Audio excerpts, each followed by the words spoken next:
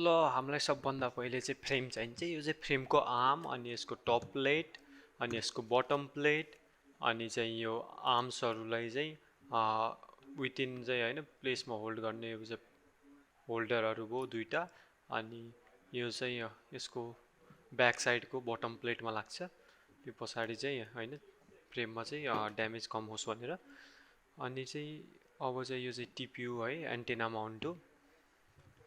अनि चाहिँ अब यसलाई चाहिँ एकदम छिटो छिटो चाहिँ हैन एकदम बिल्ड गरौँ।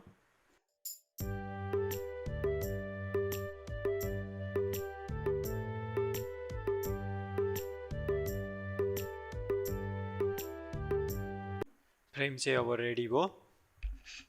सो अब यो फ्रेममा चाहिँ हामीले स्ट्याक र अनि मोटर्सहरू चाहिँ फिट गर्नेछौँ। त्योभन्दा पहिले मैले चाहिँ यो ESC-मा चाहिँ मोटरहरू फिट गरेको थिएँ। अनि यो क्यापेसिटर नि फिट गर्नुपर्ने हुन्छ। यसको लेग चाहिँ अलि लामो भएको छ, यो चाहिँ म काट्दिन्छु। अब चाहिँ मोटरहरू पनि फिट गर्ने अनि एउटा मोटर जो सोल्डर गरेको छ नि त्यो पनि सोल्डर गर्ने। अनि यो चाहिँ फास्ट फरवर्डमा आएर है।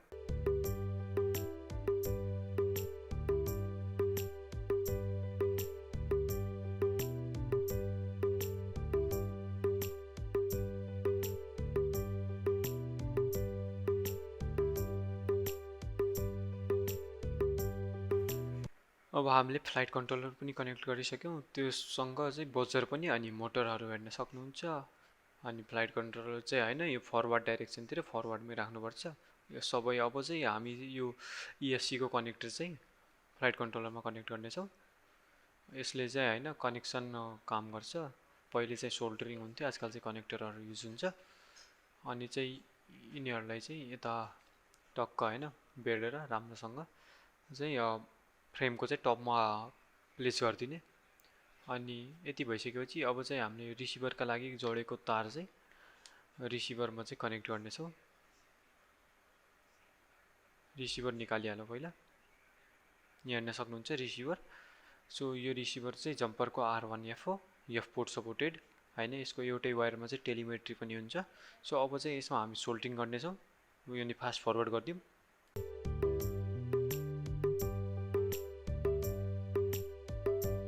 वायरिङ चाहिँ एकदमै सिम्पल छ।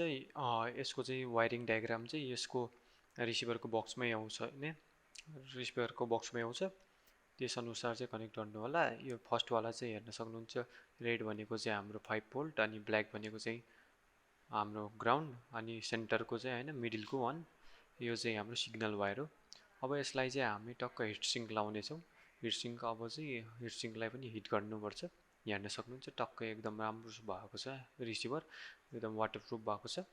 अनि अब चाहिँ यो रिसिभरको वायरहरू चाहिँ पहिला निकालेको हामीले छोटो वायर चाहिँ कनेक्ट गर्ने भनेर। अब चाहिँ पर्फेक्ट हैन छोटो वायरहरू चाहिँ कनेक्ट गर्नेछौँ। यो पनि फास्ट फरवर्ड गरिदिउँ।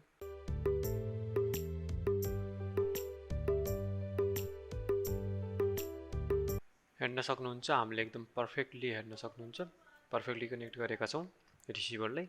अब यो रिसिभरलाई चाहिँ हामी यहाँ पछाडि माउन्ट गर्नेछौँ। अहिले हामीसँग क्यामेरा र VTX छैन। अहिले चाहिँ हामीलाई कुनै प्रब्लम हुँदैन यहाँ फिट गर्दाखेरि। पछि VTX लाउँदाखेरि चाहिँ यसलाई चाहिँ VTX को माथि लाउनेछौँ। तर त्यति बेलासम्मको लागि चाहिँ यसलाई जिप टाईले यहाँ चाहिँ टाइट गरिदिनेछौँ। सो यहाँ चाहिँ जिप टाई मजाले जिप टाई लगाइदिने हैन एकदम मिलाएर।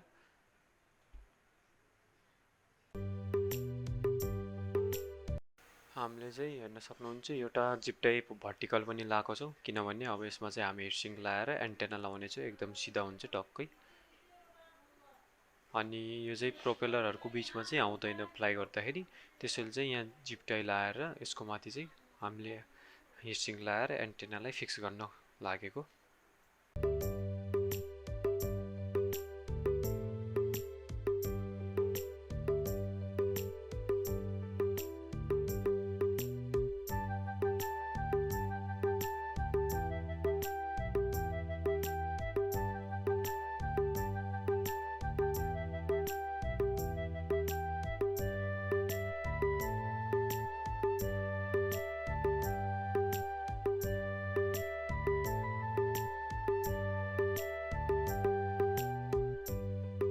अब जिप टाइले चाहिँ हामी स्ट्यान्ड अप सँग चाहिँ XT60 कनेक्टरलाई पनि हैन एकदम राम्रोसँग अट्याच गर्नेछौँ किनभने ST60 यदि बाइ चान्स हाम्रो ड्रोन क्र्यास भयो भने हैन ST60 सँग हैन ब्याट्री निस्कियो भने ST60 मा जोर पर्छ त्यसले गर्दा चाहिँ तल कनेक्सन प्याडहरु चाहिँ च्यात्तिन सक्छन् हैन त्यसैले चाहिँ हामीले पुरै सेफ्टीको ध्यान राख्दै हैन जिप टाइ लाउनु पर्छ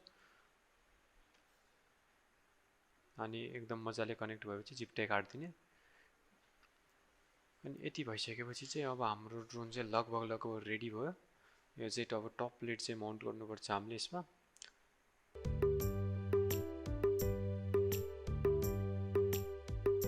हाम्रो ड्रोन चाहिँ अब फ्लाइ गर्नलाई लगभग रेडी भइसक्यो अब यसको तल चाहिँ हैन फोम प्याड लाउँ ल्यान्डिङमा राम्रो हुन्छ अनि डाइरेक्टली हैन तल ग्राउन्डमा खसे पनि हैन अलिकति फोम प्याडहरुले चाहिँ ड्यामेज हुनबाट बचाउँछ चाहिँ हामी चारवटै आममा चाहिँ एउटा फोम प्याड लाउने हुन्छ फोम प्याड लाउँ